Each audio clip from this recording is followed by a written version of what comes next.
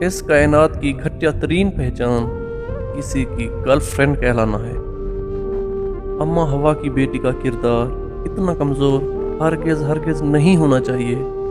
کہ وہ نامحرم سے اس کی محبت کی بھیک مانگتی پھرے، کہ اس کا ساتھ اس کی محبت حاصل کرنے کے لیے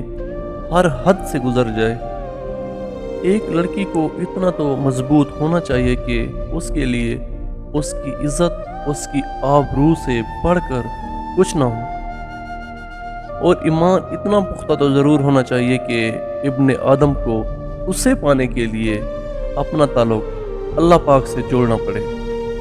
اللہ پاک کے آگے گڑ گڑانا چاہیے، اللہ پاک کے سامنے رو رو کر اس سے مانگنا چاہیے،